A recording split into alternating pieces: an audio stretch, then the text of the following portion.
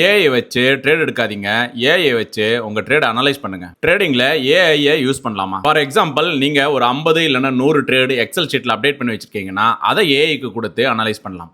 AI உங்ககிட்ட கேட்கலாம், எந்த செட்டப்ல அதிகமாக லாஸ் வருது, எந்த நாளில் எந்த டைமில் அதிகமாக நீங்கள் தப்பு பண்ணுறீங்க, ஸ்டாப் லாஸை மூவ் பண்ணுறீங்களா, ப்ராஃபிட் வந்ததும் இமீடியட்லி எக்ஸிட் பண்ணுறீங்களா, ஒரு லாஸ் வந்ததும் ரிவெஞ்ச் ட்ரேட் பண்ணுறீங்களா, இதெல்லாம் ஐடென்டிஃபை பண்ணுறதுக்கு ஏஐ ஒரு ட்ரேடிங் மிரராக ஒர்க் ஆகலாம். ஆனால் நிஃப்டி இப்போ பை பண்ணலாமா, இந்த கால் ஆப்ஷன் மேலே போகுமா, அடுத்த கேண்டல் மேலே போகுமா, இந்த மாதிரி கேள்விகளுக்கு ஏஐ கொடுக்குற ஆன்சரை பிளைண்டா ஃபாலோ பண்ணிடாதீங்க. ஏன்னா ஏஐ உங்களுடைய ட்ரேடிங் ஸ்கில்லை ரீப்ளேஸ் பண்ணாது. உங்களுடைய strategy, risk management, discipline, execution இதெல்லாமே நீங்க தான் டெவலப் பண்ணணும். அதனால ஒரு விஷயம் ஞாபகம் வச்சுக்கோங்க, ஏஐ யூஸ் பண்ணி ட்ரேட் அனலைஸ் பண்ணலாம்.